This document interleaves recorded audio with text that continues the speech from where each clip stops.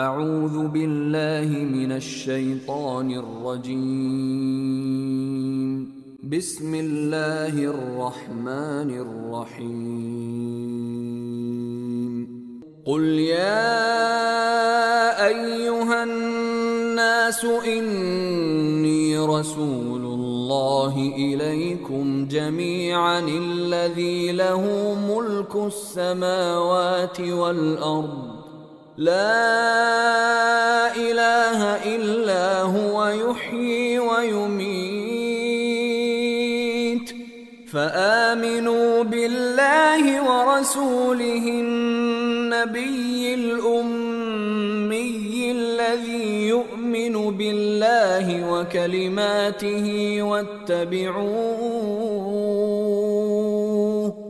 واتبعوه لعلكم تهتدون ومن قوم موسى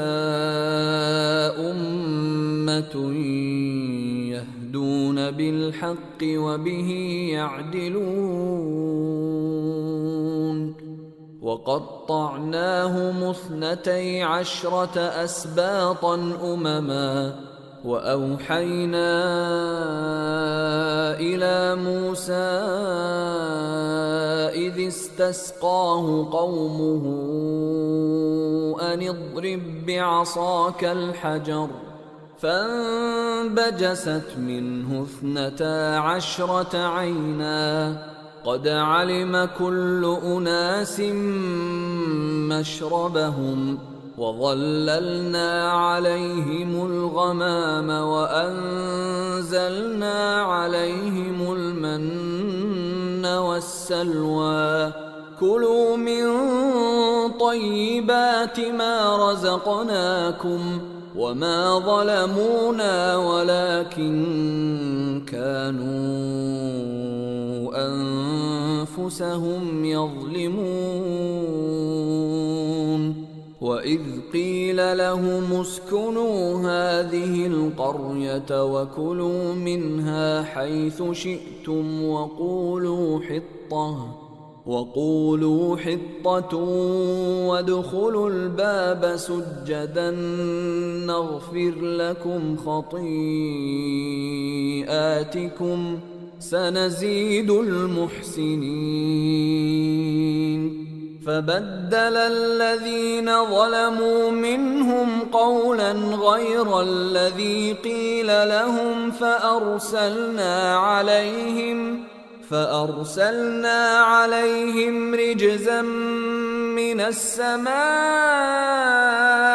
بما كانوا يظلمون. اعوذ باللہ من الشیطان الرجیم بسم اللہ الرحمن الرحیم الحمد للہ رب العالمین والصلاة والسلام علی نبی الصادق الامین محمد وعلی آلہ وصحبہ اجمعین ومن تبعہم بإحسان الی یوم الدین. السلام علیکم ورحمۃ اللہ وبرکاتہ. الحمدللہ سورہ الاعراف کی 157 آیت تک کی ترجمہ اور تشریح کل ہم کر چکے ہیں، اور آج ہم آیت نمبر 158 سے لے کر اور اختتام سورت تک انشاءاللہ پڑھیں گے. تو ہم ترجمہ شروع کرتے ہیں آیت نمبر 158 سے آگے. بسم اللہ الرحمن الرحیم. کہہ دیجئے لوگو، بے شک میں تم سب کی طرف اللہ کا رسول ہوں جس کے پاس آسمان و زمین کی بادشاہی ہے، اس کے سوا کوئی معبود نہیں، وہ زندہ کرتا اور مارتا ہے. لہٰذا تم اللہ اور اس کے رسول امی نبی پر ایمان لاؤ، اور جو خود بھی اللہ اور اس کے تمام کلمات پر ایمان لاتا ہے، اور تم اس کی پیروی کرو تاکہ تم ہدایت پاؤ. اور موسیٰ کی قوم میں سے ایک گروہ ایسا ہے جو حق کے ساتھ رہنمائی کرتے ہیں اور اسی حق کے ساتھ عدل کرتے ہیں. اور ہم نے یعنی بنی اسرائیل کو 12 قبیلوں کے لحاظ سے 12 گروہوں میں بانٹ دیا تھا. اور جب موسیٰ کی قوم نے ان سے پانی مانگا تو ہم نے اس کی طرف وحی کی کہ تو اپنا عصا اس پتھر پر مار. اس نے مارا تو اس پتھر سے 12 چشمے پھوٹ نکلے. تب ہر قبیلے نے اپنا گھاٹ جان لیا، اور ہم نے ان پر بادلوں کا سایہ کیا، اور ہم نے ان پر من و سلوہ نازل کیا. اور کہا جو پاکیزہ چیزیں ہم نے تمہیں دی ہیں ان میں سے کھاؤ. اور اس کے بعد انہوں نے جو کچھ کیا تو ہم پر ظلم نہیں کیا، بلکہ وہ اپنے آپ ہی پر ظلم کرتے رہے، اور جب ان سے کہا گیا تم اس بستی میں ٹھہرو اور اس میں جہاں جی چاہے کھاؤ پیو، اور اس میں جہاں سے جی چاہے کھاؤ پیو، اور کہو حتتن، ہمیں معاف کر دے، اور شہر کے دروازے میں سجدہ کرتے ہوئے داخل ہونا تو ہم تمہاری خاطر تمہاری خطائیں معاف کر دیں گے، پھر ہم نیکی کرنے والوں کو اور زیادہ دیں گے۔ پھر ان میں سے جن لوگوں نے ظلم کیا تھا انہوں نے اس لفظ کو جس کا انہیں حکم دیا تھا اس کے برعکس بدل ڈالا، تب ہم نے آسمان سے ان پر عذاب بھیجا اس لیے کہ وہ ظلم کرتے تھے۔ اور اے نبی، ان یہود مدینہ سے اس بستی کے بارے میں پوچھیں جو سمندر کے ساحل پر واقع تھی، جب وہ لوگ سبت کے بارے میں حد سے گزر جاتے تھے، جبکہ ان کے یوم سبت کو ان کی شکار کی مچھلیاں ان کے پاس ظاہر آ جاتی تھیں، اور جس دن ان کا ہفتہ نہ ہوتا وہ ان کے پاس نہیں آتی تھیں۔ اسی طرح ہم انہیں آزماتے تھے اس لیے کہ وہ نافرمانی کرتے تھے۔ اور جب ان میں سے ایک گروہ نے دوسرے سے کہا کہ تم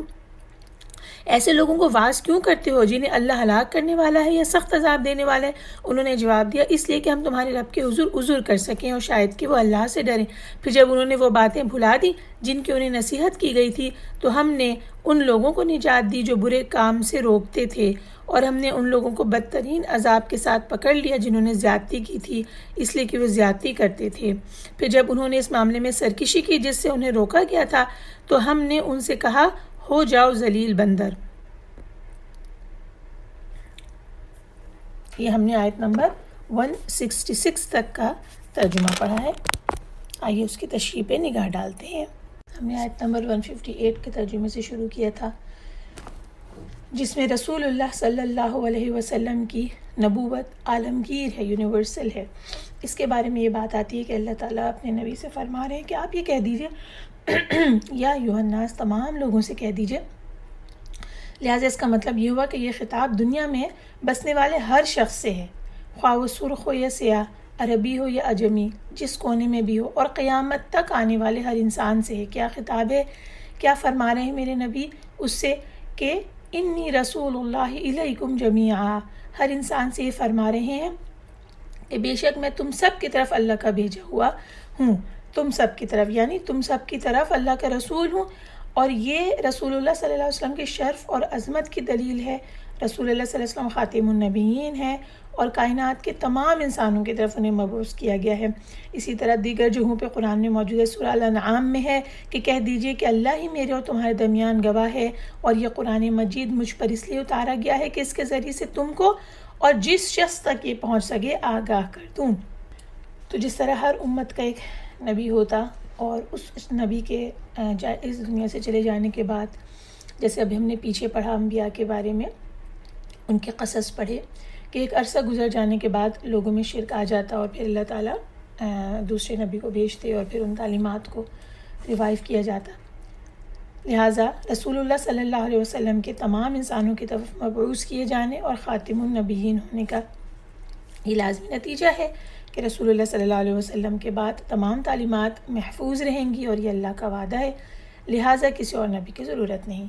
اور پھر یہ کہ یہ تعلیمات ہر شخص تک پہنچانا، وہ مشن رسول اللہ صلی اللہ علیہ وسلم اپنی امت کو دے کر گئے۔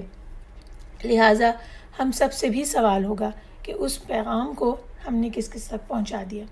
یہاں قرآن کی ایک اور آیت کا حوالہ دیا گیا، سورہ آل عمران کی، جس کا ترجمہ ہے اور اے نبی ان اہل کتاب اور ان پڑھ لوگوں سے پوچھیں کہ کیا تم بھی اللہ کے فرمان بردار بنتے ہو، یعنی اسلام لاتے ہو؟ پھر اگر یہ لوگ اسلام قبول کر لیں تو بے شک یہ ہدایت پا گئے، اور اگر پھر جائیں تو آپ کا کام صرف اللہ کا پیغام پہنچا دینا ہے۔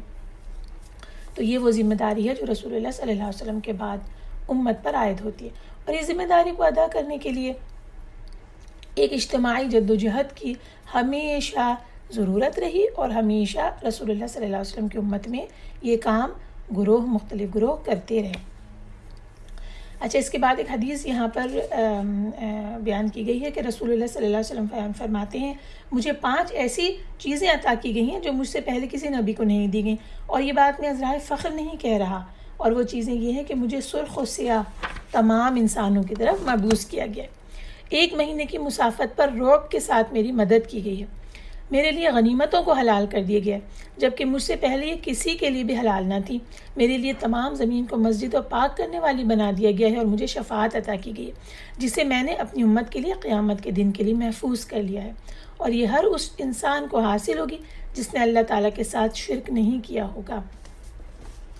یہ حدیث ہم نے پڑھی۔ اس کے بعد مسند احمد کی حدیث ہے۔ اس کے بعد اب ہم اگلی نقطے کی طرف آتے ہیں کہ بنی اسرائیل میں جو آیت نمبر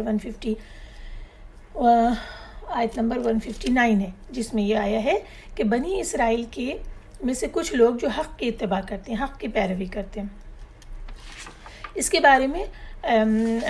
قرآن کے مختلف مقامات پر ہم بتاتے ہیں کہ اس کے بارے میں کیا آیا ہے۔ سورہ آل عمران میں آیا ہے کہ ان اہل کتاب میں سے کچھ لوگ اللہ کے حکم پر قائم بھی ہیں، جو رات کے وقت اللہ کی آیتیں پڑھتے ہیں اور اس کے آگے سجدے کرتے ہیں۔ سورہ آل عمران میں آیا اور بے شک بعض اہل کتاب میں سے ایسے بھی ہیں جو اللہ پر اور اس کتاب پر جو تم پر نازل ہوئی ہے اور جو ان پہ نازل ہوئی ایمان رکھتے ہیں اور اللہ کے آگے عاجزی کرتے ہیں اور اللہ کی آیتوں کے بدلے تھوڑی سی قیمت نہیں لیتے۔ یہی لوگ ہیں جن کا صلہ ان کے پروردگار کے یہاں تیار ہے اور اللہ جلد حساب لینے والا ہے۔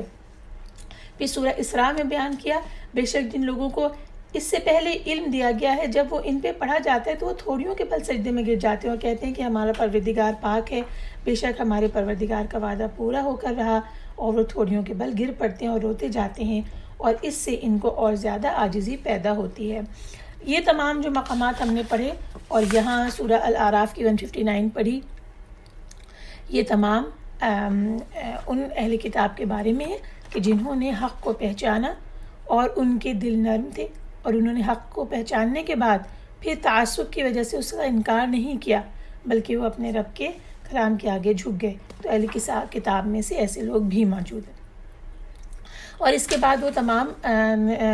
بنی اسرائیل کے اوپر جو اللہ تعالیٰ نے نعمتیں کی اور پھر انہوں نے کیا سلوک کیا، کس طرح داخل ہوتے ہوئے حتتن کہا گیا اور سجدہ کرتے ہوئے داخل ہونے کا کہا گیا، تو انہوں نے اس کے ساتھ کیا کیا، یہ تمام بیان آئے ہیں جو کہ ہم نے سورہ بقرہ کی تفصیل میں پڑھ لیا تھا، تو اس کو ہم نے اسکپ کر دیا۔ ہم آتے ہیں اب اس نقطے کی طرف، اس واقعے کی طرف جو بنی اسرائیل میں پیش آیا۔ یہ خطاب یہود مدینہ سے ہو رہا ہے اور کس بستی کے بارے میں یہ کہا جا رہا ہے، اور اے نبی ان سے اس بستی کے بارے میں پوچھیں جو سمندر کے ساحل پر واقع تھی۔ تو تفسیر میں لکھا ہے کہ یہ سمندر کے ساحل پر واقع ایلا نام کی بستی تھی جو بحیرہ قلزم کے کنارے پہ واقع تھی۔ اس کا انہوں نے نقشہ بھی دیا ہے کہ یہ ایلا بستی ہے جو مدین اور طور کے درمیان میں واقع ایک بستی تھی۔ بحر کیف یہ بنی اسرائیل کی ایک بستی تھی اور یہ پانی کے کنارے واقع تھی۔ تو یہ کیا تھا کہ اللہ تعالیٰ نے ان کو حکم دیا تھا کہ جو سیٹرڈے یعنی ہفتے کا دن ہے، یوم السبت، اس دن عبادت کا دن مقرر تھا اور اس دن یہ لوگ مچھلیاں نہیں پکڑ سکتے تھے، یعنی مچھلی کا پکڑنے کا جو ان کا کاروبار تھا وہ نہیں کر سکتے تھے، یعنی مچھلیاں پکڑنا ان کے لیے حرام تھا سبت کے دن۔ اب آزمائش کس طرح سے آئی، اب یہاں سے ہم دیکھتے ہیں۔ آزمائش اس طرح سے آئی کہ ہم ان کی اس طرح آزمائش کرتے تھے کہ جس دن ان کے لیے شکار کرنا حرام تھا اس دن مچھلیاں پانی کی سطح پہ تیرنے لگتی تھیں۔ اللہ تعالیٰ ہمیں بتا رہے ہیں کہ یہ اللہ تعالیٰ نے آزمائش ان کی اس طرح سے کہ سیٹرڈے والے دن زیادہ مچھلیاں پانی کے ساحل پر آ رہی ہیں، جبکہ وہ تمام دن ہفتے کے بقیہ 6 دن جن میں شکار ان کے لیے حلال تھا، اس دن وہ مچھلیاں اچھل اچھل کے نہیں آتی تھیں، اس طرح نہ نمودار ہوتی تھیں جیسے سیٹرڈے والے دن ہوتی تھیں۔ اور پھر بتا دیا اللہ تعالیٰ نے کہ کذالک نبلوہم بما کانوا یفسقون، یہ بہت امپورٹنٹ بات ہے۔ اسی طرح ہم ان لوگوں کو ان کی نافرمانیوں کے سبب آزمائش میں ڈالنے لگے۔ دیکھیں یہ آزمائش اللہ تعالیٰ نے نافرمانیوں کے سبب سے ان پر کی، یعنی ان کے اوپر حجت تمام ہو جائے۔ اب یہ بات جو تھی کہ اللہ نے ایک چیز کو ان کے لیے حرام قرار دیا تھا اور وہ ان کے لیے آزمائش بن کر آئی کہ اس کی اٹریکشن نظر آنے لگی، زیادہ سے زیادہ آس پاس وہ چیز نظر آنے لگی، تو اب یہ ان کی آزمائش تھی کہ وہ اس میں پڑ جائیں گے حرام میں یا وہ اللہ کے حکم کو مان لیں گے۔ اسی طرح ہمیں سوچنا چاہیے اس بات کے بارے میں کہ جب بھی کوئی حرام چیز اس کو بہت خوبصورت ہو کے مزین ہو کے سامنے آئے اور لوگ بھی اس کی طرف لپک کے جا رہے ہوں، تو یہ سوچ لینا چاہیے کہ اللہ تعالیٰ کی طرف سے مومن کے لیے آزمائش ہے۔ جو بات اس بستی کے باشندوں کے بارے میں اللہ تعالیٰ نے بتائی ہے ہمیں قرآن میں، وہ یہ کہ وہ 3 گروہ میں تقسیم ہو گئے تھے۔ پہلا گروہ وہ تھا جو حرام کا ارتکاب کر رہا تھا اور اس نے ہفتے کے دن مچھلی کے شکار کے لیے ہیلہ سازی کو اختیار کیا، جیسے مختلف مقامات پر ہم نے اس کی تفصیل پڑھی ہے کہ وہ گڑھا کھود لیا کرتے اور اس کے بعد اس میں مچھلیاں پھنس جایا کرتی اور اس کے بعد اگلے دن انہیں نکال لیا کرتے. یعنی حرام کا ارتکاب تو کر رہے تھے لیکن ساتھ میں یہ حیلہ بھی دے دیا کہ جس دن ہمیں منع ہے اس دن تو ہم پکڑ نہیں رہے، ہم تو اگلے دن پکڑ رہے ہیں. لہٰذا اس سے یہ بات بھی پتہ چلی کہ دین کے احکامات کو توڑ مڑوڑ کر اور یہ سوچنا کہ کسے ہم دھوکہ دے رہے ہیں. آخر وہ کسے دھوکہ دے رہے تھے؟ نعوذ باللہ اپنے رب کو. تو لہٰذا انہوں نے یہ حیلہ سازی اختیار کی، ایک تو حرام کا ارتکاب کیا اور پھر حیلہ بھی کیا. اس کے بعد یہ ہو گیا گروہ. دوسرا گروہ وہ تھا جس نے انہیں منع کیا اور ان سے الگ تھلگ ہو گیا اور وہ خاموش رہا. تیسرا گروہ جو تھا وہ خاموش رہا. اس نے نہ تو خود اس کا ارتکاب کیا اور نہ اس جرم کا ارتکاب کرنے والوں کو منع کیا، بلکہ جو لوگ منع کر رہے تھے ان سے یہ کہا، ترجمہ، تم ایسے لوگوں کو کیوں نصیحت کرتے ہو جن کو اللہ ہلاک کرنے والا ہے یا سخت عذاب دینے والا ہے. یہ تھا وہ گروہ جو خاموشی اختیار کیے ہوئے تھا. پھر جس گروہ نے ان کو منع کر رہے تھے، جو گروہ کے لوگ خود بھی نہیں کر رہے تھے اور کرنے والوں کو منع بھی کر رہے تھے، یعنی حق تبلیغ ادا کر رہے تھے، انہوں نے یہ کہا ہم یہ کس لیے کر رہے ہیں؟ اس لیے کہ تمہارے پروردگار کے سامنے معذرت کر سکیں. یعنی انہوں نے نیکی کا حکم دینا اور برائی سے منع کرنا اس فرض کو ادا کیا، اور ساتھ ساتھ انہوں نے یہ کہا، یہ بھی انہیں امید تھی وَلَعَلَّهُمْ يَتَّقُونَ، یہ بھی امید تھی کہ ہو سکتا ہے یہ لوگ تقوی اختیار کریں، جنہیں ہم منع کر رہے ہیں ہو سکتا ہے وہ مان جائے. تو یہ دو باتیں تھیں جس کی وجہ سے وہ آگے بڑھ کر روک رہے تھے. پہلی بات تو یہ کہ ہمارے رب جب ہم سے سوال کریں گے تو اس وقت ہم اپنے رب کو کیا جواب دیں گے؟ اپنے رب کے سامنے تو ہم یہ معذرت پیش کر سکیں گے کہ ہم نے اپنی سے پوری کوشش کی تھی جو ہمارے بس میں تھا. تو اپنے اندر کے ضمیر کی آواز پر انہوں نے یہ کام کیا. اور دوسری بات انہیں یہ امید بھی تھی کہ لعلہم یتقون، کہ ہو سکتا ہے وہ ہماری اس بات سے سن لیں اور یہ حرام کا ارتکاب کرنا روک دیں اور وہ بھی جہنم میں جانے سے بچ جائیں. تو یہ وجہ تھی اور یہی وجہ ہے کہ امت کے اندر رسول اللہ صلی اللہ علیہ وسلم کی امت میں نیکی کا حکم دینا، برائی سے منع کرنا، رسول اللہ صلی اللہ علیہ وسلم نے ہمیں یہ بات بتا دی کہ قیامت تک یہ کام ہوتا رہے گا. اور جب اس کام کو کوئی گروہ روک دے گا تو اس کے نتیجے میں کیا ہوگا، یہ اس کو آگے دیکھتے ہیں. پھر کیا ہوا کہ جو لوگ برائی سے منع کرتے تھے ان کو ہم نے نجات دی اور جو ظلم کرتے تھے ان کو پکڑ لیا. یہاں یہ والی بات پتہ چلی کہ ایک گروہ جس کی نجات کا 100% ہمیں پتہ چل گیا وہ گروہ تھا جو کہ برائی سے منع کر رہے تھے. اللہ تعالیٰ ہم سب کو اس بات کی توفیق دے کہ ہم جس حد تک بھی ہمارے بس میں ہو ہم نیکی کا حکم دینے والے اور برائی سے روکنے والے انسانوں میں شامل رہیں تاکہ اپنے رب کے سامنے عذر پیش کر سکیں. پھر یہاں پر تفسیر میں انہوں نے اس بارے میں اختلاف رائے کا اظہار کیا ہے کہ وہ گروہ جو کہ خاموش رہا تھا اس نے نہ تو ارتکاب کیا تھا نہ منع کیا تھا، جو تیسرے نمبر کا گروہ تھا اس گروہ کا کیا انجام ہوا. تفسیر ابن کثیر میں یہ بات لکھی گئی ہے کہ کیونکہ یہاں ہمیں اللہ تعالیٰ نے اس گروہ کے بارے میں خاموشی اختیار کی، ہمیں نہیں معلوم کہ اللہ نے انہیں نجات دی یا نہیں دی. یہ حضرت ابن عباس سے یہ تفسیر روایت ہوتی ہے. لہٰذا یہ ہم اس پر ہی اپنے نوٹ کو ختم کرتے ہیں کہ واللہ عالم کہ اس گروہ کے ساتھ کیا ہوا. اور عذاب ان پر اس صورت میں آیا کہ اللہ تعالیٰ نے قرآن میں ہمیں بتایا کہ قلنا لہم کونوا قردۃ خاسئین، کہ تم ہو جاؤ ذلیل بندر. تو یہ بندر بنا دیے گئے. استغفر اللہ. آئیے اب ترجمہ سنتے ہیں آیات 167 سے لے کے اور 171 تک کا. اور اے نبی صلی اللہ علیہ وسلم یاد کرو جب آپ کے رب نے یہود کو خبردار کر دیا تھا کہ وہ قیامت تک ان پر ایسے شخص کو ضرور مسلط رکھے گا جو انہیں سخت عذاب کا مزہ چکھاتا رہے گا. بے شک آپ کا رب بہت جلد سزا دینے والا ہے اور بے شک وہ بہت بخشنے والا نہایت رحم کرنے والا ہے. اور ہم نے انہیں قبیلوں میں بانٹ کر زمین میں پھیلا دیا، ان میں سے کچھ نیک تھے اور ان میں سے کچھ اس کے سوا تھے، یعنی بدعمال. اور ہم نے انہیں خوشحالی اور بدحالی کے ساتھ آزمایا، شاید کہ وہ اللہ کی طرف لوٹ آئیں. پھر ان کے بعد نااہل ان کے جانشین بنے جو کتاب کے وارث ہوئے اور ادنا یعنی دنیا کا سامان لے لیتے ہیں اور کہتے ہیں کہ جلد ہمیں بخش دیا جائے گا. مگر ان کا حال یہ ہے کہ اگر اس جیسا گھٹیا یعنی دنیا کا سامان دوبارہ ان کے پاس آئے تو بغیر کسی آر کے لے لیں. کیا ان سے کتاب یعنی تورات میں پختہ وعدہ نہیں لیا گیا تھا کہ وہ اللہ کے بارے میں حق کے سوا کچھ نہ کہیں گے، حالانکہ انہوں نے پڑھ لیا ہے جو کچھ اس میں ہے، اور آخرت کا گھر ان لوگوں کے لیے بہت بہتر ہے جو پرہیزگاری اختیار کرتے ہیں. کیا پھر تم سمجھتے نہیں؟ اور جو لوگ کتاب کو مضبوطی سے پکڑتے ہیں اور نماز قائم کرتے ہیں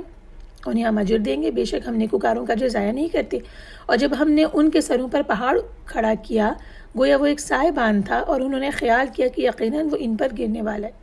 ہم نے کہا اس تورات کو جو ہم نے تمہیں دی ہے قوت کے ساتھ پکڑو، اور جو کچھ اس میں ہے اس کو یاد رکھو تاکہ تم برے کاموں سے بچ جاؤ۔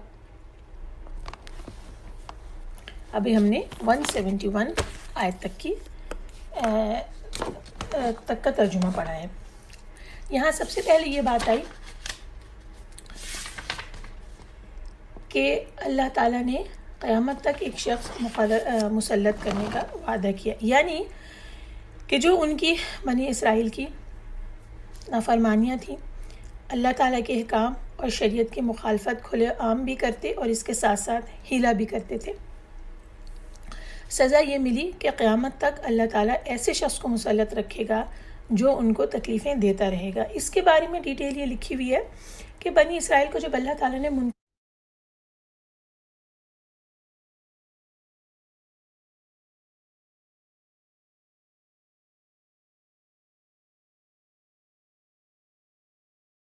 کر دیا، مختلف گروہوں میں تقسیم کر کے زمین میں منتشر کر دیا۔ مطلب منتشر کرنے کا مطلب کیا ہے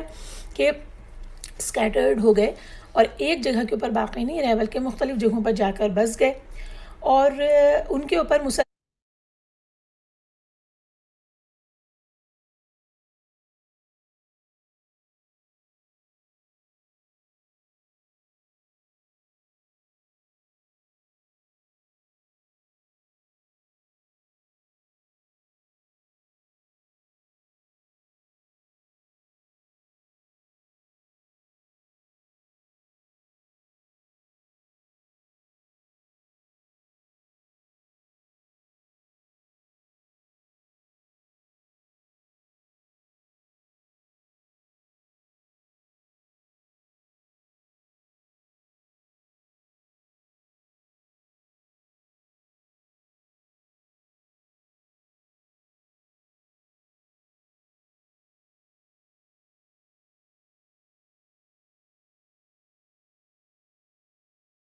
جہاں بھی وہ رہتے تھے تو جس حکمران کے انڈر میں وہ رہتے تھے وہ ان کے اوپر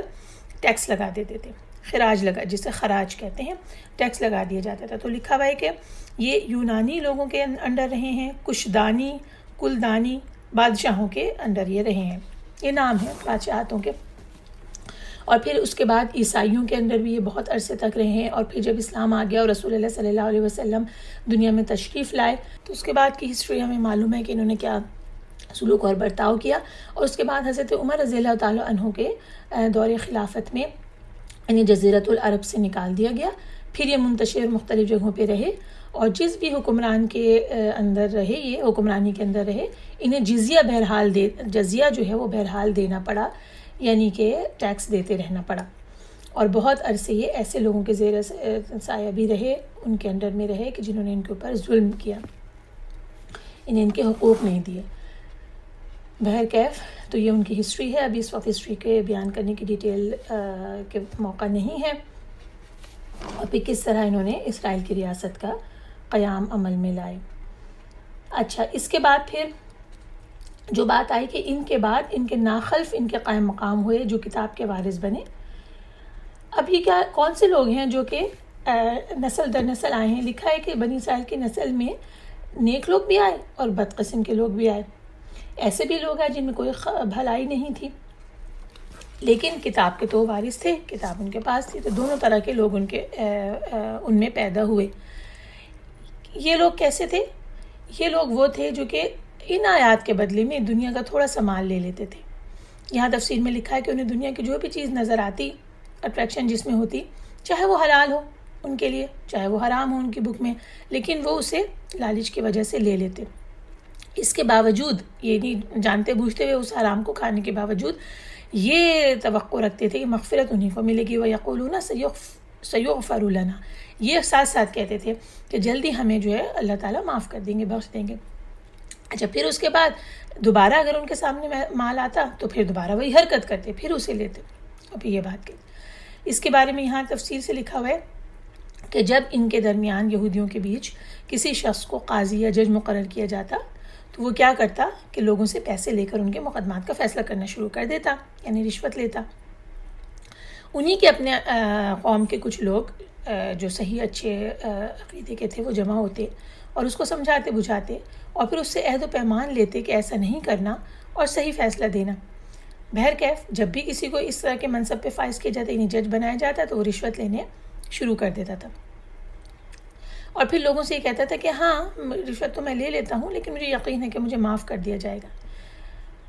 نیک لوگ جو اسے سمجھانے کے لیے آتے تھے اس کی اس حرکت پہ تعان کرتے تھے اور کہتے تھے آئندہ نہیں کرنا، مگر وہ پھر یہی کرتا تھا۔ اس طرح کرتے کرتے یا تو اسے معزول کر دیا جاتا، یعنی اس منصب سے ہٹا دیا جاتا تھا، یا وہ یہی کرتے ہوئے مر جاتا تھا۔ اگر اسے معزول کر دیا جاتا تھا اور دوسرے کسی اچھے شخص کو مقرر کر دیا جاتا تھا تو یہ دیکھتے تھے لوگ کہ کچھ عرصے کے بعد وہ بھی یہی کرنے لگا اور پیسے لے کر اپنے مقدمات کے فیصلے کرنے لگا، اور لوگ اسی طرح سے دنیاوی مال اس کے پاس لے آتے تھے اور فیصلے کو بدل دیتا تھا۔ تو یہ ان کی ہسٹری کے اندر یہ بات نظر آئی کہ جو اللہ تعالیٰ نے قرآن میں دیا ہے، یہ ان کی ہسٹری سے بھی ثابت ہوا کہ تھوڑا سا متاع لے کر اور جو حق ہے اس کو چھپا لینا، یہ ان کے یعنی کہ اندر ایک چیز موجود کی صلاحیت کر چکی تھی۔ اس تمام بیان سے جو اللہ تعالیٰ نے قرآن میں ہمارے لیے اور ہم قیامت تک پڑھتے رہیں گے، اس سب میں ہمارے لیے بہت بڑی نصیحت ہے کہ ان کا کیا انجام ہو، اس انجام سے ڈرتے ہوئے اس سے پہلے اپنے عمل سے پلٹ آئیں۔ اور چونکہ ہمارے نبی ہمیں یہ بات بتا چکے ہیں کہ تم اسی طریقے کے اوپر چلو گے جس پہ پرانے اہل کتاب چلے، تو ہمیں ان تمام حرکتوں سے بچنا ہے جس کی وجہ سے پرانے اہل کتاب جو ان پر اللہ کا غضب آیا۔ استغفر اللہ العلی العظیم۔ اب ہم آیت نمبر 172 سے ترجمہ پڑھنا شروع کرتے ہیں۔ اور اے نبی، یاد کرو جب آپ کے رب نے بنی آدم کی پشتوں سے ان کی اولاد کو نکالا اور انہیں ان کی جانوں پر گواہ بنایا اور پوچھا کیا میں تمہارا رب نہیں ہوں؟ انہوں نے کہا کہ کیوں نہیں، ہم گواہی دیتے ہیں۔ اللہ نے فرمایا یہ اس لیے کہ تم قیامت کے دن یہ نہ کہو کہ ہم تو اس بات سے بے خبر تھے، یا تم یہ نہ کہو کہ بے شک ہم سے پہلے ہمارے باپ دادا نے شرک کیا تھا اور ہم ان کے بعد ان کی اولاد تھے۔ پھر کیا تو ہمیں اس فعل کی وجہ سے ہلاک کرتا ہے جو گمراہ لوگوں نے کیا تھا؟ اور اسی طرح ہم آیتیں کھول کھول کر بیان کرتے ہیں شاید کہ وہ لوگ ہماری طرف لوٹ آئیں، اور اے نبی انہیں اس شخص کی خبر پڑھ سنائے جسے ہم نے اپنی آیتیں دی تھی مگر وہ ان کی پابندی سے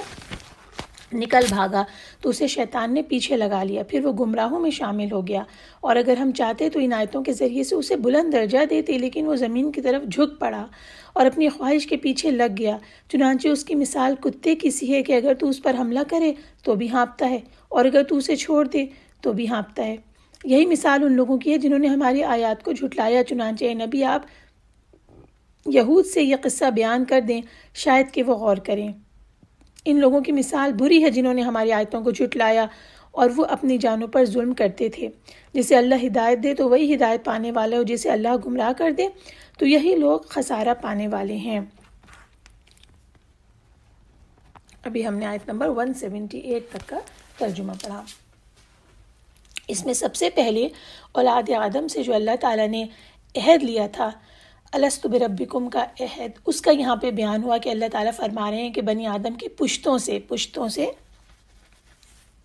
پشت پچھلے حصے کو کہتے ہیں، ان کی اولاد کو نکالا اور ان سے اقرار کروایا کہ اللہ ہی ان کا رب اور مالک ہے اور اس کے سوا کوئی معبود نہیں ہے،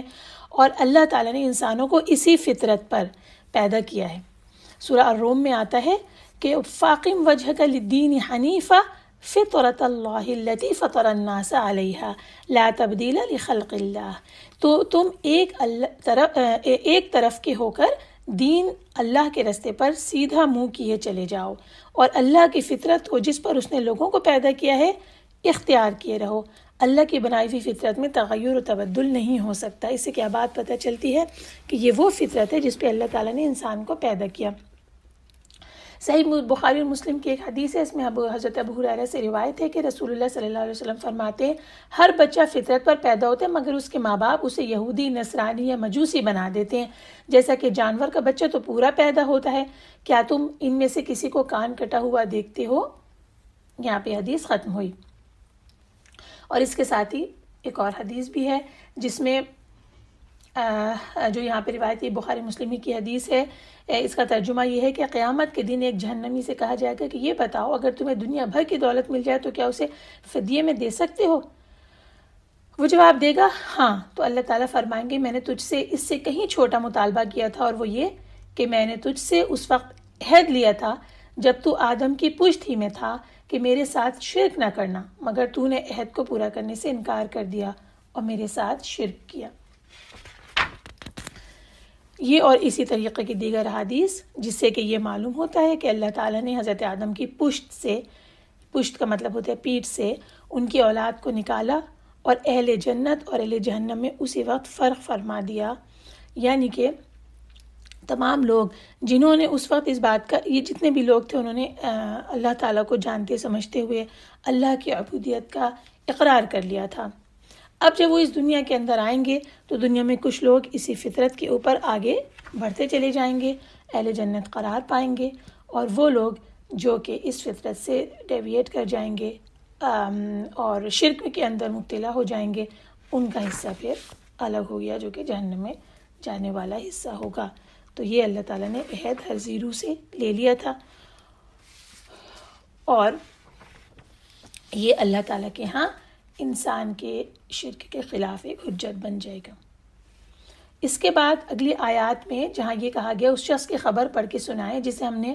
اپنی آیتیں دی تھیں مگر وہ ان کی پابندی سے نکل بھاگا تو اسے شیطان نے پیچھے لگا لیا، پھر وہ گمراہوں میں شامل ہو گیا۔ تو اس کے بارے میں تفہیم القرآن میں یہ بات آتی ہے کہ مختلف تفاسیر مختلف لوگوں کے ناموں کے ساتھ اس آیت کو وابستہ بھی کرتے ہیں کہ یہ فلاں شخص کے بارے میں نازل ہوئی، فلاں شخص کے بارے میں نازل ہوئی جو کہ بنی اسرائیل میں تھا اور اس کا قصہ مشہور ہے۔ کہیں پہ آتا ہے کہ بلعم باعورہ اس کا نام تھا، کہیں آتا ہے امیہ بن ابی السلط نام تھا، کہیں یہ آتا ہے کہ سیفی ابن الراہب تھا۔ بہرحال اس شخص کا نام جو بھی تھا، یہاں یہ آتا ہے تفہیم القرآن میں کہ ایک جو بھی شخص اس شخص سے جیسا ہوگا اس کا یہ انجام ہوگا۔ اور یہ مثال کیا بتا رہی ہے؟ جس شخص کی یہ مثال ہے اس کو اللہ تعالیٰ کی آیات کا علم دیا گیا،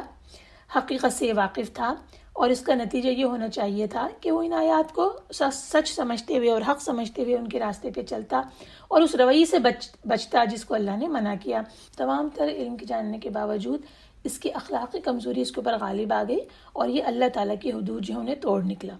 توڑ دیا اس نے،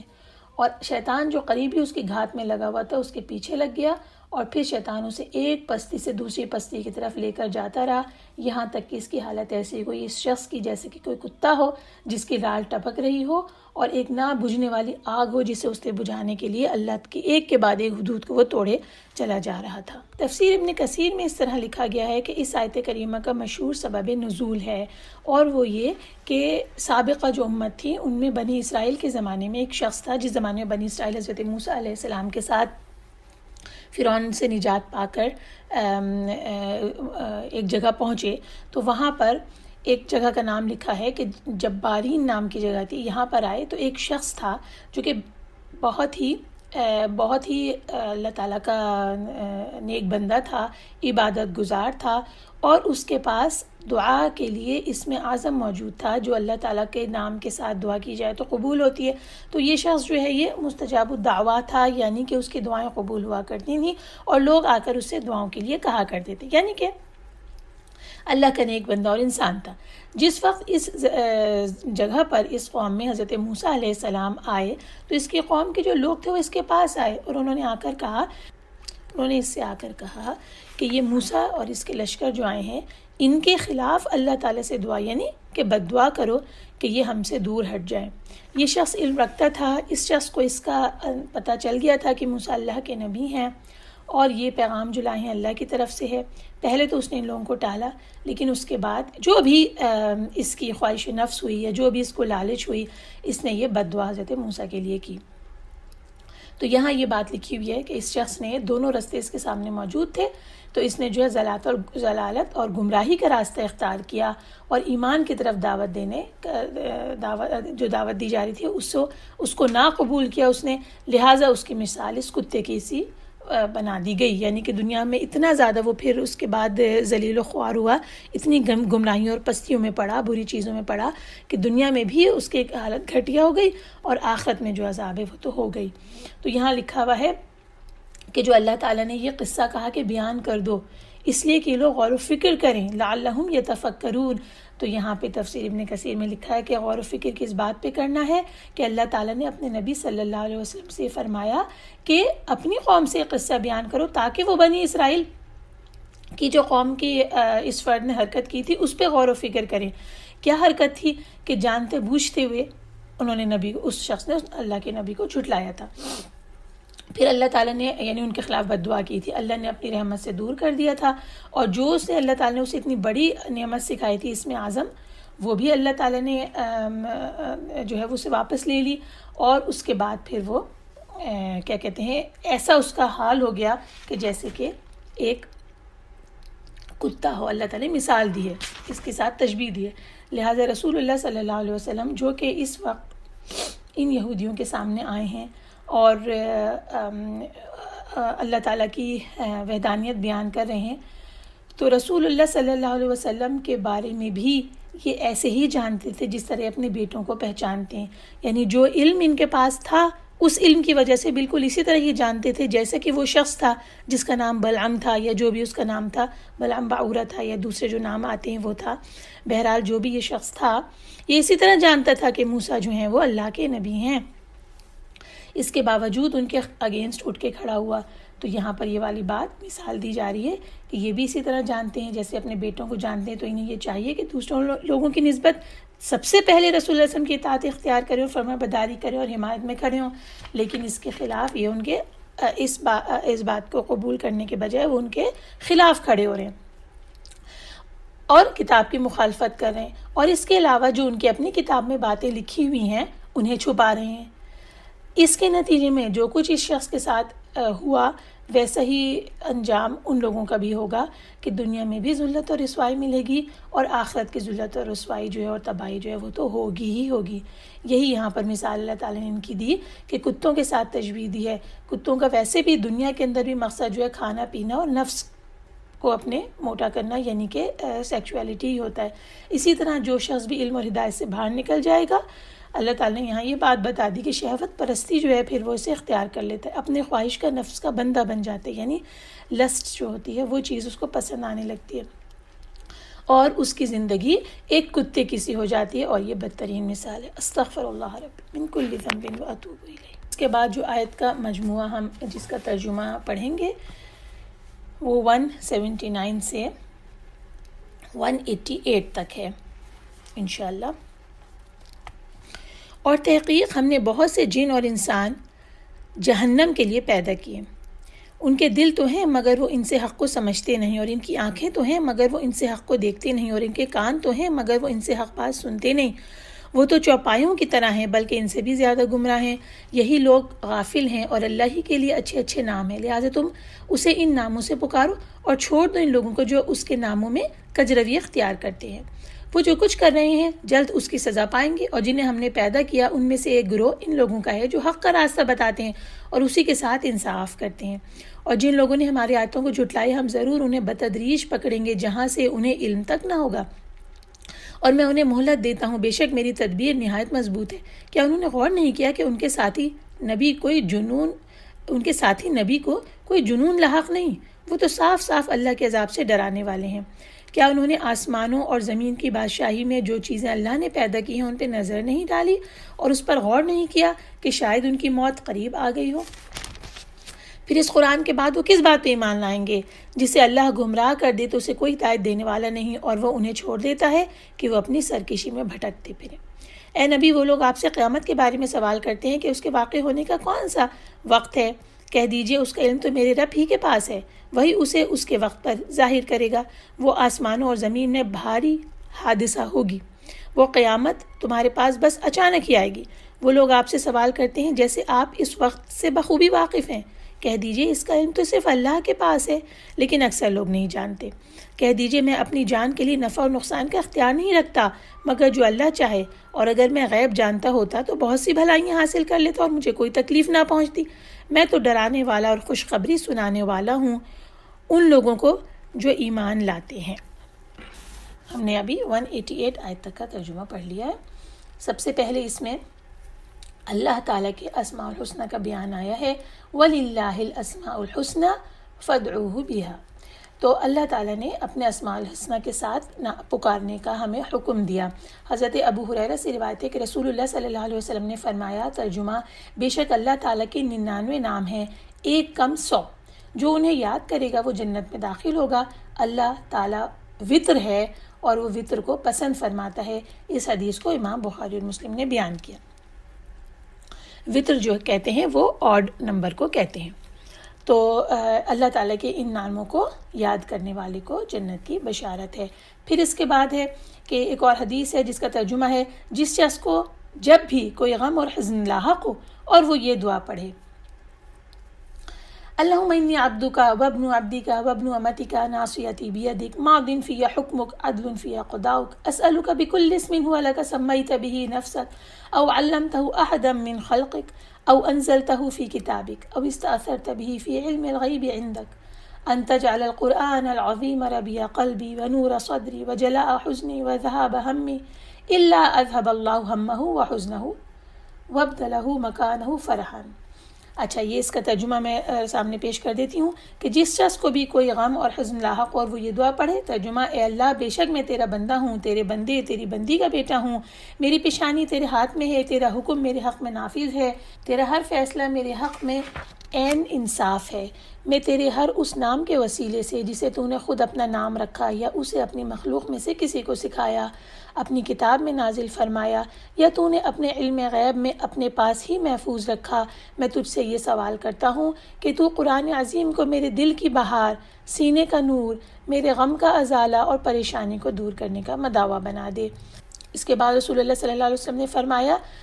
تو اللہ تعالیٰ ضرور اس کی مصیبت، پریشانی اور غم و فکر کو دور فرما کر اسے خوشی اور مسرت سے بدل دے گا۔ پوچھا گیا کہ اے اللہ کے رسول، کیا ہم اس دعا کو سیکھ نہ لیں؟ فرمایا، جو بھی مسلمان اس دعا کو سنے اسے چاہیے کہ اسے ضرور سیکھ لے۔ یہاں حدیث ختم ہوتی ہے۔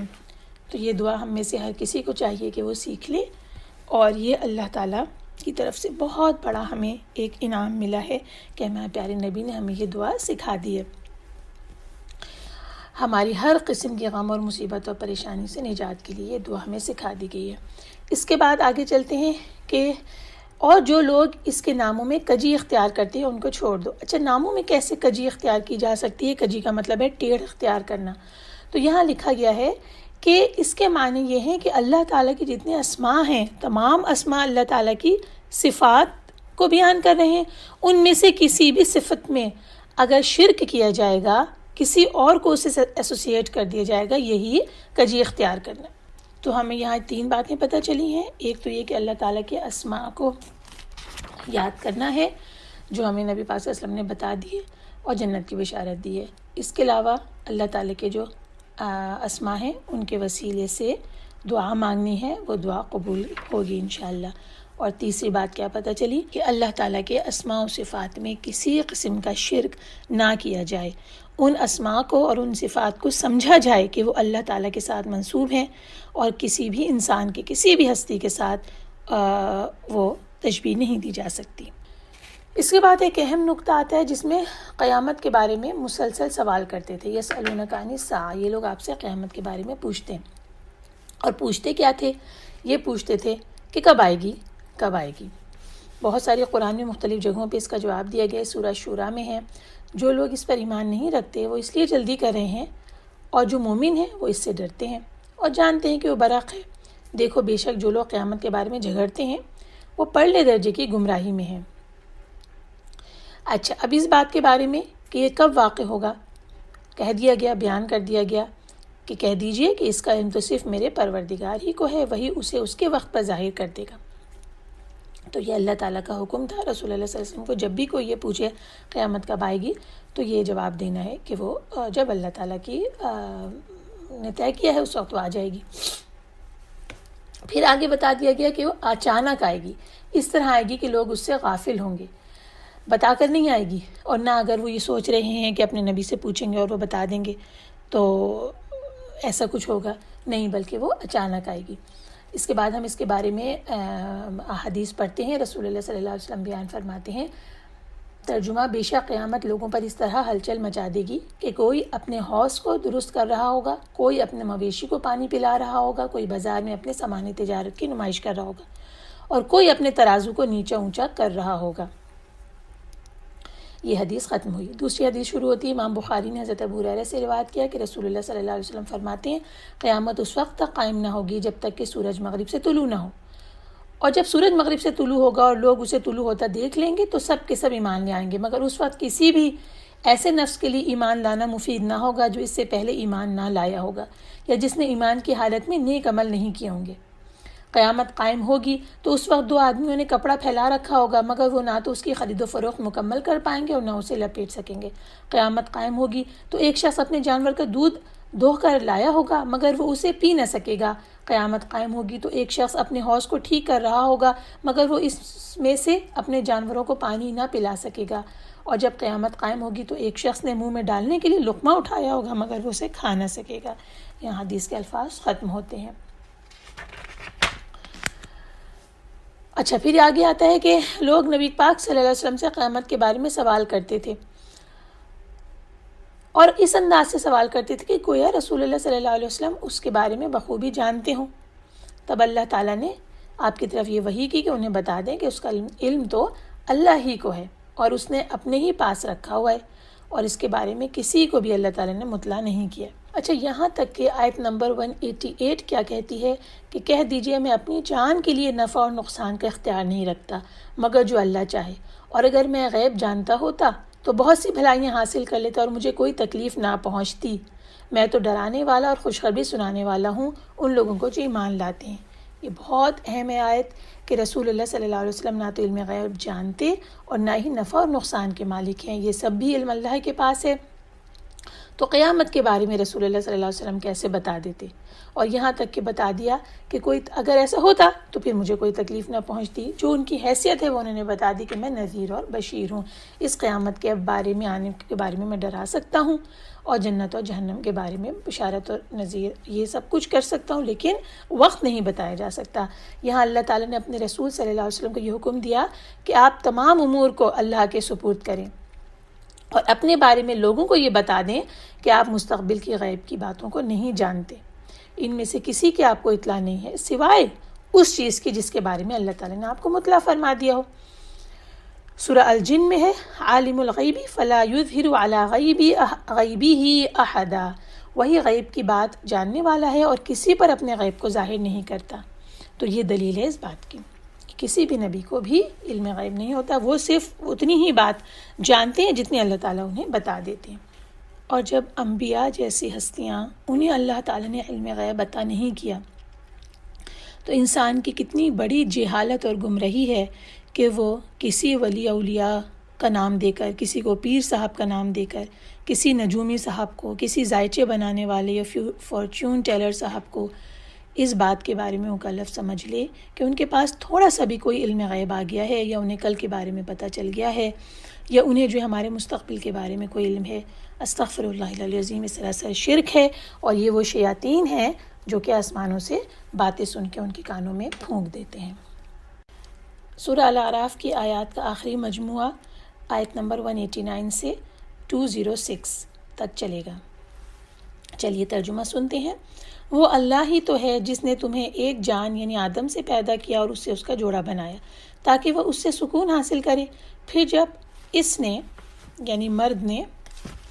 بیوی سے صحبت کی تو اسے ہلکا سا حمل ہو گیا تو وہ اسے لیے پھرتی رہی۔ پھر جب وہ بوجھل ہو گئی تو ان دونوں نے اپنے رب اللہ سے دعا کی کہ اگر تو نے ہمیں تندرست بچہ دیا تو ہم ضرور تیرے شکر گزاروں میں سے ہوں گے۔ چنانچہ جب اللہ نے انہیں تندرست بچہ دیا تو انہوں نے اس بچے میں جو اللہ نے انہیں دیا تھا اس کے شریک ٹھہرا لیے۔ اللہ تو اس سے بہت اونچا ہے جو وہ شرک کرتے ہیں۔ کیا وہ ان کو اللہ کے شریک ٹھہراتے ہیں جو کوئی چیز بھی پیدا نہیں کرتے جبکہ وہ تو خود پیدا کیے جاتے ہیں؟ اور وہ ان مشرکین کی مدد کرنے کی طاقت نہیں رکھتے اور نہ اپنی مدد ہی کر سکتے ہیں۔ اور اگر تم انہیں ہدایت کی طرف بلاؤ تو وہ تمہاری پیروی نہیں کریں گے۔ تمہارے لیے برابر ہے کہ تم انہیں ہدایت کی طرف بلاؤ یا خاموش ہو رہو۔ اے مشرکو، بے شک وہ لوگ جنہوں نے اے مشرکو، بے شک وہ لوگ جنہیں تم اللہ کے سوا پکارتے ہو وہ تمہیں جیسے بندے ہیں۔ اچھا، تو جب تم ان کو پکارو تو انہیں تمہاری پکار کا جواب دینا چاہیے اگر تم سچے ہو۔ اے نبی، مشرکین سے پوچھیے کیا ان کے معبودوں کے ایسے پاؤں ہیں کہ وہ ان سے چلتے ہوں؟ کیا ان کے ایسے ہاتھ ہیں کہ وہ ان سے پکڑتے ہوں؟ کیا ان کی ایسی آنکھیں ہیں کہ وہ ان سے دیکھتے ہوں؟ کیا ان کے ایسے کان ہیں کہ وہ ان سے سنتے ہوں؟ کہہ دیجئے تم اپنے شریکوں کو بلاؤ، پھر تم میرے خلاف جو چاہو تدبیر کرو، پھر مجھے مہلت نہ دو، پھر دیکھو وہ میرا کیا بگاڑتے ہیں۔ کہہ دیجئے بے شک میرا کارساز تو اللہ ہی ہے جس نے یہ کتاب نازل کی، اور وہی نیک لوگوں کی کارسازی کرتا ہے۔ اور جنہیں تم اللہ کے سوا پکارتے ہو وہ تمہاری مدد کی صلاحیت نہیں رکھتے اور نہ وہ اپنی مدد کر سکتے ہیں، اور اگر تم انہیں ہدایت کی طرف بلاؤ تو وہ سن نہ پائیں گے۔ اور اے نبی، آپ نہیں دیکھتے کہ بظاہر وہ آپ کی طرف دیکھ رہے ہیں حالانکہ وہ نہیں دیکھتے؟ آپ ان سے درگزر کیجیے اور نیک کام کا حکم دیجیے اور جاہلوں سے کنارہ کیجیے۔ اور اگر آپ کو شیطان کا کوئی وسوسہ ابھارے تو اللہ کی پناہ مانگیے، بے شک وہ خوب سننے والا، خوب جاننے والا ہے۔ بے شک جن لوگوں نے تقوی اختیار کیا، جب انہیں شیطان کی طرف سے کوئی وسوسہ آ لیتا ہے تو وہ چونک پڑتے ہیں، پھر وہ یکایک سوجھ بوجھ والے ہو جاتے ہیں، اور ان کے بھائی یعنی شیطان انہیں گمراہی میں کھینچ لے جاتے ہیں، اور وہ اس میں کوئی کمی نہیں کرتے۔ اے نبی، جب آپ ان کے پاس کوئی نشانی نہیں لاتے تو وہ کہتے ہیں تم خود کیوں نہیں بنا لائے؟ کہہ دیجئے میں تو صرف اس چیز کا اتباع کرتا ہوں جو میری طرف میرے رب کی طرف سے وحی کی جاتی ہے۔ یہ تمہارے رب کی طرف سے روشن دلائل ہیں اور ہدایت اور رحمت ہے ان لوگوں کے لیے جو ایمان لاتے ہیں۔ اور جب قرآن پڑھا جائے تو اسے توجہ سے کان لگا کر سنو اور خاموش رہو تاکہ تم پر رحم کیا جائے۔ اور اے نبی، اپنے رب کو صبح و شام اپنے دل میں یاد کیجئے، عاجزی سے اور ڈرتے ہوئے، پست اور ہلکی آواز سے، اور آپ غافلوں میں شامل نہ ہوں۔ بے شک جو فرشتے آپ کے رب کے پاس ہیں وہ اس کی عبادت سے تکبر نہیں کرتے، وہ اس کی تسبیح بیان کرتے ہیں، وہ اسی کو سجدہ کرتے ہیں۔ یہاں سورہ الاعراف اختتام پذیر ہوتی ہے الحمدللہ۔ آیت نمبر 189 سے تشریح شروع کرتے ہیں۔ پہلا یہ کلام ہے کہ تمام لوگ آدم کی اولاد ہیں۔ وہ اللہ ہی ہے جس نے تمہیں ایک جان سے پیدا کیا اور اس سے اس کا جوڑا بنایا تاکہ اس سے راحت حاصل کریں۔ سورہ روم میں ہے، اور اسی کے نشانات اور تصرفات میں سے ہے کہ اس نے تمہارے لیے تمہاری جنس کی عورتیں پیدا کی تاکہ ان کی طرف مائل ہو کر آرام حاصل کرو، اور تمہارے درمیان محبت اور مہربانی پیدا فرما دی۔ اس سے یہ بات پتہ چلی کہ شوہر میں اور بیوی میں جس قدر الفت اور محبت ہوتی ہے اللہ تعالیٰ کی طرف سے وہ ہوتی ہے، انعام ہوتی ہے، اور اس سے بڑھ کر محبت اور کسی بھی دو روحوں میں نہیں ہو سکتی۔ یہی وجہ ہے کہ اللہ تعالیٰ نے یہ ہمیں یہ بیان فرمایا کہ جادوگر اپنے مکر و فریب کے ساتھ میاں اور بیوی میں جدائی ڈالنے کی کوشش کرتا ہے۔ یہ ہم بقرہ میں پڑھ چکے ہیں، اور احادیث سے بھی ہمیں یہ بات پتہ چلتی ہے کہ ابلیس کی سب سے بڑی کارستانی یہ ہے، سب سے بڑی کوشش یہ ہے کہ وہ میاں اور بیوی میں جھگڑا اور جدائی ڈال دیں۔ اس کے بعد ایک بہت اہم حقیقت یہ بیان کی گئی کہ جب ایک مرد اور اپنی بیوی کے ساتھ صحبت کرتا ہے اور اس کے نتیجے میں بچہ بیوی کو حمل ٹھہر جاتا ہے، یعنی وہ پریگننٹ ہو جاتی ہے، دونوں کو اس بات کا علم ہوتا ہے کہ یہ اولاد دینے والا کون ہے، ایک اللہ ہی ہے، ان کا رب ہے۔ کسی اور کے بارے میں انہیں یہ شک نہیں ہوتا کہ وہ اس بچے کو ماں کے پیٹ میں پرورش دے گا اور پروان چڑھائے گا اور تندرست بچے کی صورت میں صحت کے ساتھ عطا کرے گا، کسی اور کے بارے میں نہیں۔ اللہ کے بارے میں انہیں یہ بات پتہ ہوتی ہے 100%۔ جبھی تو اللہ تعالیٰ سے دعا مانگتے ہیں کہ اللہ سے دعا کی کہ اگر تو نے ہمیں تندرست بچہ دیا تو ہم ضرور تیرے شکر گزاروں میں سے ہوں گے، لَنَكُونَنَّ مِنَ الشَّاكِرِينَ، یہ کہہ کے دعا مانگ رہے ہیں۔ پھر اس کے بعد جب وہ نتیجہ انہیں مل گیا اور تندرست بچہ آ گیا اس دنیا میں، اس کے بعد پھر بھول گئے جو کچھ کے کہا تھا اور اس کے شریک ٹھہرا لیے، اللہ کے شریک ٹھہرا لیے، اور اس کام میں بھی شریک ٹھہرا لیے جو ان کو اتنی بڑی خوشی ملی تھی، اس میں بھی شریک۔ کوئی کہتا ہے فلاں صاحب کے دربار سے دعا کی، کوئی کہتا ہے کہ فلاں کے یہاں چڑھاوا چڑھانا ہے، کوئی کہتا ہے کہ فلاں۔ تو یہ جو کچھ کہ اللہ تعالیٰ نے انہیں عطا کیا تھا اس میں انہوں نے پھر شریک ٹھہرا لیے۔ یہاں اس معاملے کے ساتھ اللہ تعالیٰ نے شرک کی مذمت کی، اور ساتھ میں پھر 198 تک جو آیات آئیں جو ہم نے ابھی پڑھی ہیں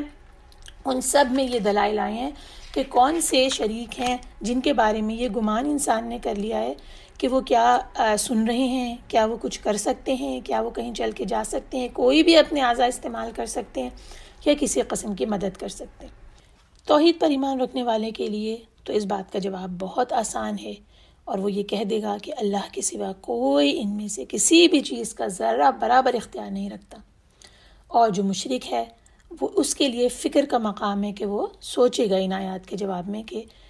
کون ایسا کر سکتا ہے اللہ کو چھوڑ کر۔ اور پھر اس کے بعد رسول اللہ صلی اللہ علیہ وسلم سے آیت نمبر 200 میں یہ بتایا جا رہا ہے کہ آپ معاف کیجیے، خذ العفو وامر بالعرف واعرض عن الجاہلین، کہ آپ درگزر کر دیجئے، نیک کام کا حکم دیجئے اور جاہلوں سے کنارہ کر لیجئے۔ یہاں لکھا ہوا ہے تفسیر میں کہ اللہ تعالیٰ نے یہاں مشرکین کے لیے حکم دیا ہے کہ انہیں آپ معاف کر دیں اور ان سے درگزر سے کام لیں، لہٰذا رسول اللہ صلی اللہ علیہ وسلم 10 سال تک مکے میں رہے اور رسول اللہ صلی اللہ علیہ وسلم نے ان کے بارے میں کبھی بھی کوئی سختی کا حکم نہیں دیا۔ اور کچھ مفسرین نے یہ مراد لی ہے کہ مشرکین کے ساتھ درگزر کریے اور ان کو نیکی کا حکم دیتے رہیے اور جو جاہل ہیں ان سے کنارہ کر لیجیے۔ لیکن کچھ ائمہ نے اس کا یہ بھی کیا ہے کہ یہ عام حکم ہے کہ آپ لوگوں کے اخلاق اور اعمال کے بارے میں عفو درگزر سے کام لیں، یعنی کہ جس سے تکلیف پہنچے اس سے عفو درگزر کریں۔ تو دونوں یہاں سے مراد ہو سکتے ہیں۔ پھر ایک جگہ حدیث آئی کہ رسول اللہ صلی اللہ علیہ وسلم نے فرمایا کہ یہ والی آیت جب آئی خذ العفو وامر بالعرف واعرض عن الجاہلین، تو رسول اللہ صلی اللہ علیہ وسلم نے فرمایا جبرائیل اس سے کیا مراد ہے؟ جبرائیل نے کہا کہ اللہ تعالیٰ نے آپ کو یہ حکم دیا ہے کہ جو آپ پر ظلم کرے آپ اسے معاف کر دیں، اور جو آپ کو نہ دے آپ اسے دیں، اور جو آپ سے قطع تعلق کرے آپ اس سے مل کر رہیں۔ یہ تفسیر طبری میں لکھا گیا ہے۔ اور رسول اللہ صلی اللہ علیہ وسلم نے اسی کے اوپر ساری زندگی عمل کیا۔ پھر اس کے بعد یہ کہا گیا کہ شیطان کی طرف سے اگر کوئی وسوسہ پیدا ہو جائے تو اللہ کی پناہ مانگو، یعنی تعوذ کرو اللہ تعالیٰ سے۔ اور شیطان کی طرف سے خاص کر یہاں پر مراد یہ ہے کہ غصہ آ جائے، یعنی جاہلوں سے کنارہ کشی کا حکم دیا گیا نا، تو اس کے فوراً بعد یہ بات کہہ دی گئی کہ جاہلوں سے کنارہ کشی اختیار کرو، اور اگر غصہ آ جائے کیونکہ وہ جہالت والی بات کر رہے ہوں گے تو ان سے انتقام لینے پہ آمادہ نہ ہو جاؤ اللہ تعالیٰ کی، بلکہ پناہ مانگو، انہ سمیع علیم۔ یہ بات یہاں آ گئی، اور پھر آ گئی کہ بے شک جن لوگوں نے تقوی اختیار کیا اور جب انہیں شیطان کی طرف سے کوئی وسوسہ آتا ہے تو وہ چونک پڑتے ہیں۔ تو یہاں لکھا گیا ہے کہ یہ ان لوگوں کا طریقہ ہے جو کہ متقی ہیں، یعنی جو اللہ تعالیٰ کے حکم بجا لاتے ہیں اور جن کاموں سے اللہ نے منع کیا ہے ان سے رک جاتے ہیں۔ تو پہلی بات تو یہ ہے کہ تقوی کا یہ طریقہ انہیں اختیار کرنا ہے، ایک زندگی اس تقوی پر گزارنی ہے۔ پھر دل کے اندر ان کے ایک ایسی چیز اللہ تعالیٰ پیدا کر دیں گے کہ یہ جو وسوسہ ان کے دل میں شیطان ڈالے گا اور اپنی طرف شیطان جب انہیں کھینچے گا تو اس وقت انہیں اچانک سے ان کی آنکھیں کھل جائیں گی اور وہ توبہ کرتے ہوئے اللہ تعالیٰ کی طرف رجوع کریں گے، یعنی اللہ سے پناہ مانگیں گے اور جلد ہی وہ پلٹ پڑیں گے۔ فَإِذَا هُمْ مُبْصِرُونَ، تو ان کی یہ آنکھیں کھل جاتی ہیں، یعنی کہ ان کے دل کی آنکھیں جو ہیں کھل جاتی ہیں اور وہ اپنے طرز عمل کو جلدی سے درست کر لیتے ہیں۔ اچھا، یہاں اس مقام پر تفہیم القرآن میں کچھ مزید ہدایات آئی ہیں تو وہ میں پڑھ لیتی ہوں کہ ایک لکھا ہے کہ ان آیات میں رسول اللہ صلی اللہ علیہ وسلم کو دعوت و تبلیغ اور ہدایت اور اصلاح کی حکمت کے نکات سکھائے گئے ہیں، بتائے گئے ہیں۔ اب جب رسول اللہ صلی اللہ علیہ وسلم کو بتایا گیا ہے، پیارے نبی نے ساری زندگی ان کے اوپر عمل کیا، تو لکھا ہے کہ مقصد صرف رسول اللہ صلی اللہ علیہ وسلم کو تعلیم دینا ہی نہیں، بلکہ رسول اللہ صلی اللہ علیہ وسلم کے ذریعے سے ان سب لوگوں کو یہی حکمت سکھانا ہے جو رسول اللہ صلی اللہ علیہ وسلم کے بعد دنیا کو سیدھی راہ پر لگانے کے لیے اٹھے۔ تو انہوں نے ایک کے بعد ایک ان نکات کو دوبارہ سے خلاصہ اس کا بیان کر دیا، وہ ہم پڑھ لیتے ہیں جو ہم سب کے لیے دعوت کے راہ میں مشعل راہ ہے، یعنی ہمارے لیے زیادہ راہ ہے، ہمارے پاس جو چیزیں ضروری ہونی چاہیے وہ ہیں۔ پہلی بات یہ ہے کہ جو داعی حق ہے، جو اللہ تعالیٰ کے راستے کے لیے نکلا ہے، اس میں جو سب سے زیادہ ضروری صفات ہے ان میں سے ایک یہ ہے کہ وہ نرم ہو، متحمل ہو، اعلیٰ ظرف ہو۔ اس کا مطلب کیا ہے؟ اعلیٰ ظرف کا مطلب یہ ہے کہ وہ بڑا دل رکھتا ہو، اس کو اپنے ساتھیوں کے لیے شفیق ہونا چاہیے، عام مسلمانوں کے لیے رحیم ہونا چاہیے، اپنے مخالفوں کے لیے حلیم ہونا چاہیے، نرم ہونا چاہیے، ان کو اپنے رفقا کی یعنی اپنے ساتھیوں کی کمزوریوں کو بھی برداشت کرنا چاہیے، اور ساتھ ہی اپنے مخالفین کی سختیوں کو بھی برداشت کرنا چاہیے تحمل کے ساتھ، اور شدید سے شدید اشتعال انگیز موقع پر بھی اپنے مزاج کو ٹھنڈا رکھنا چاہیے، سبحان اللہ، اور ناگوار باتوں کو بہت اعلیٰ ظرفی کے ساتھ ٹال دینا چاہیے۔ پھر مخالفین سے سخت کلامی یا بہتان ان کے اوپر لگانا یا ان کو تکلیف پہنچانا، یہ سب نہیں کرنا چاہیے، بلکہ درگزر سے کام لیجیے۔ ابھی ہم نے ان میں ہدایتیں پڑھی نا، اور لکھا ہے کہ یہاں پر اللہ تعالیٰ نے خود قرآن میں رسول اللہ صلی اللہ علیہ وسلم کے لیے فرمایا، ترجمہ یہ اللہ کی رحمت ہے کہ تم ان لوگوں کے لیے نرم ہو، ورنہ اگر تم تو درست خو اور سنگ دل ہوتے تو یہ سب لوگ تمہارے گرد و پیش سے چھٹ جاتے۔ سورہ آل عمران کی آیت 159 ہے۔ لہٰذا مومنین کو اپنے نبی کی صلی اللہ علیہ وسلم کی اس اسوے کی پیروی کرنی چاہیے کہ لوگوں کے لیے نرم ہو، تنگ دل نہ ہو اور سخت نہ ہو۔ پہلا پوائنٹ یہ آ گیا۔ دوسرا پوائنٹ یہ آیا کہ لوگوں کو معروف کا حکم دینا ہے اور منکر سے منع کرنا ہے، یعنی کہ لوگوں کو سیدھی اور صاف بھلائیوں کی تلقین کرنا ہے، اچھائی کے بارے میں سمجھانا ہے، اور ہر برائی جو ہے اس سے بچنے کے لیے ان کی ترغیب دینی ہے۔ ایک بہت پیاری بات اس میں لکھی ہے کہ عام انسان خواہ وہ کتنے ہی تعصبات میں مبتلا ہوں، جب وہ یہ دیکھتے ہیں کہ جو شخص یہ دعوت دے رہا ہے وہ خود کتنی بلند کردار کا مالک ہے، خود کتنا اچھا انسان ہے، وہ اچھی باتوں کی طرف دعوت دے رہا ہے، بھلائیوں کی طرف دعوت دے رہا ہے، اور دوسری طرف جو لوگ اس کے مخالفین ہیں وہ اخلاق کی پستی میں گر رہے ہیں اور اس کے اوپر کیچڑ بھی اچھال رہے ہیں اور برا بھلا بھی کہہ رہے ہیں، تو جب عام انسان جب یہ چیز دیکھیں گے، جن کے اندر کامن سینس بھی ہوگا اور جن کے اندر انصاف بھی ہوگا، تو رفتہ رفتہ ان کے دل خود بخود ان جو برے لوگ ہیں، جو مخالفین ہیں، ان کی طرف سے ہٹ جائیں گے، اور یہ جو اخلاق کے ساتھ حق کی دعوت دے رہا ہے شخص، اس کی طرف وہ متوجہ ہوتے چلے جائیں گے۔ ٹھیک ہے کہ اس میں بہت وقت لگے گا، لیکن رفتہ رفتہ اسی طرح کامیابی آئے گی، اور کہا کہ رسول اللہ صلی اللہ علیہ وسلم کو بھی اسی طرح کامیابی حاصل ہوئی، اور یہ حکمت تھی جو کہ رسول اللہ صلی اللہ علیہ وسلم نے یعنی کہ مختصر مدت میں اسلام ایک سیلاب کی طرح پھیلا، اور صورتحال یہ ہوئی کہ کسی علاقے کا تو 100% اور کہیں 80 سے 90% باشندے جو ہے وہ اسلام قبول جنہوں نے اسلام قبول کیا۔ تیسرا انہوں نے یہ نقطہ لکھا ہے کہ اس دعوت کے کام میں جہاں یہ بات ضروری ہے کہ معروف کی طرف تلقین کی جائے، وہیں منکر سے منع کیا جائے، وہیں یہ بات بھی ضروری ہے کہ جاہلوں سے نہ الجھا جائے۔ اب اس سے مراد کیا ہے؟ کہہ رہے ہیں کہ جاہل آپ کو الجھانے کی کتنی ہی کوشش کریں، آپ ان سے نہ الجھیں۔ جو بھی دعوت دین کے کام میں نکلے اس کو بہت محتاط ہونا چاہیے کہ اس کا خطاب صرف ان لوگوں سے ہوگا جو کہ معقولیت کے ساتھ بات کو سمجھنے کو تیار ہوں گے۔ اگر جس شخص سے بات کی جا رہی ہے وہ جاہلیت پہ اتر آئے، حجت کرنے لگے، جھگڑا کرنے لگے، تانے دینے لگے، تو اس وقت جو ہے اس کے ساتھ بات چیت نہیں کرنی چاہیے، کیونکہ اس جھگڑے میں الجھنے کا کوئی بھی فائدہ نہیں ہے۔ اور نقصان یہ ہے کہ وہ جو دعوت حق دینے نکلا تھا اس کو جتنی اپنا وقت اور جتنا اپنی قوت اور صلاحیت کو اس دعوت دین کے کام میں لگانا تھا، اور وہ اس سارے کے سارے وقت اور صلاحیت کو جھگڑا کرنے کے اندر اور فضول کام کرنے میں خرچ کر دے گا، تو اس چیز سے ہمیشہ اسے بچنا چاہیے۔ پھر ایک آخری پوائنٹ یہ لکھا ہے کہ ایسا نہیں ہو سکتا کہ داعی کو اپنے دل میں تکلیف محسوس نہ ہو، کوئی شخص جھگڑا کر رہا ہو اور تانے دے رہا ہو اور اس کے دل میں کوئی کچھ بھی نہ ہو، ایسا نہیں ہو سکتا۔ ظاہر سے بات ہے اس کی طبیعت میں اشتعال آئے گا، غصہ آئے گا، جب بھی ایسا ہو تو وہ سمجھ جائے کہ یہ غصہ شیطان کی اکساہٹ کی وجہ سے، یہ وہ وسوسہ ہے جو شیطان اس کے دل میں ڈال رہا ہے، کیونکہ الحمدللہ اس کے پاس تقویٰ موجود ہے اور اللہ تعالیٰ کی محبت، اللہ کا خوف موجود ہے، تو وہ اس اکساہٹ کو انشاءاللہ ضرور سمجھ جائے گا۔ جیسے ہی وہ سمجھ جائے کہ یہ شیطان کی طرف سے، فوراً اللہ تعالیٰ کی پناہ میں آئے اور اپنے آپ کو اس جوش میں بہنے نہ دے، اس طرح سے بے قابو نہ ہونے دے کہ اس کے منہ سے بھی کوئی ایسی بات نکل جائے یا اس سے کوئی ایسی حرکت سرزد ہو جائے جس کی وجہ سے دعوت کو، اصل دعوت دین کو نقصان پہنچ جائے۔ لہٰذا وہ کہہ رہے ہیں کہ دعوت حق کا کام بہت ٹھنڈے دل سے ہو سکتا ہے، اور وہی قدم صحیح اٹھ سکتا ہے جو جذبات کی وجہ سے نہیں ہو، بلکہ بہت سوچ سمجھ کر، موقع ماحول دیکھ کر اور اٹھایا جائے گا۔ جو جذباتی لوگ ہیں وہ اس دعوت دین کے کام میں بہت جگہوں پر روڑا اٹکانے کا باعث بھی بن جاتے ہیں، اگرچہ ان کی نیت نہیں ہوتی، لیکن کیونکہ وہ شیطان کی جو وسوسے ہیں اس کا شکار ہو جاتے، تو اس کی وجہ سے وہ خود اس دعوت کو نقصان پہنچانے کا باعث بن جاتے ہیں۔